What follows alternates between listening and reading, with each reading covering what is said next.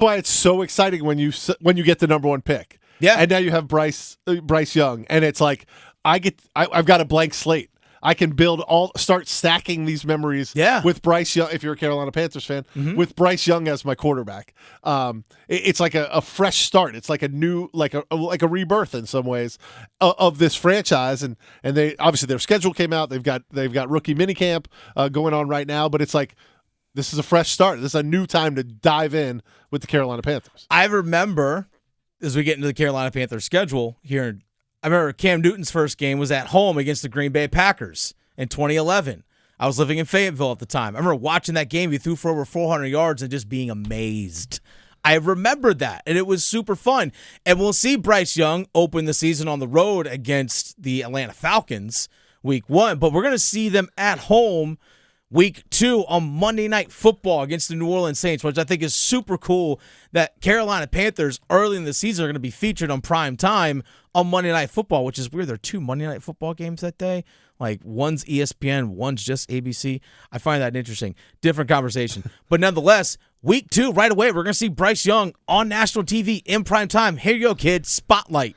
Well, and the only reason they're in primetime is because of Bryce Young. Yeah, I mean, if they were still running Sam Darnold out, no offense to Sam still Darnold, Matt Rule, they would not be playing primetime game. But the question is Bryce Young going to be the starting quarterback for that game? He better be. I think they turn the reins over to him right away. You have to. I mean, Chris Lee of WRL TV down in Charlotte this week for rookie minicamp. We'll talk to him in the 5 o'clock hour, but I've got to think Andy Dalton, fine backup.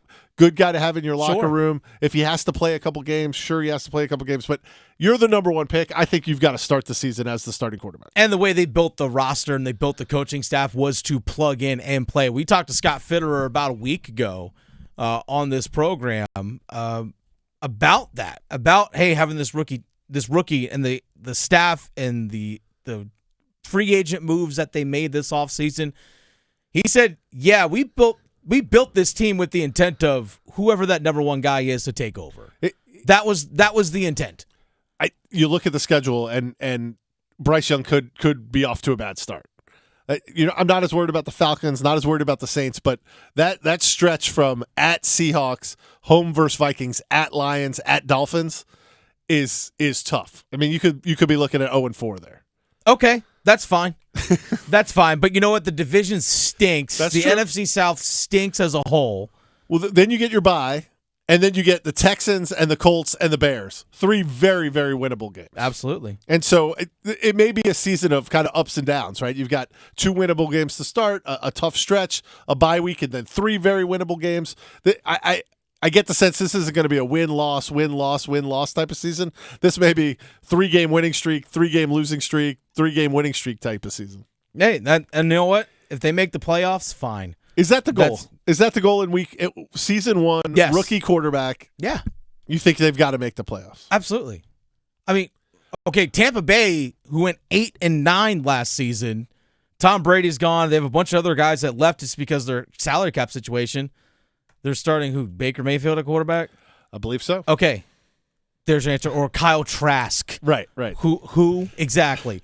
Those are their quarterbacks. Atlanta, yeah, I think they spent about $200 million or committed $200 million in contracts free agency this offseason, but they're going to ride Desmond Ridder.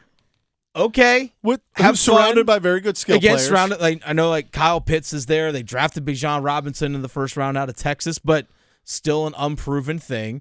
Then the New Orleans Saints, I don't know if they got any better outside of, okay, they signed Derek Carr. Okay, fine. I don't know. The division's there for the taking, and you built this team so they could win it right now. Not just for the next several years, but the moves that they made, they could win that division right now. To me, it's divisions of, I hate to use the word division or failure, like win the division or fail.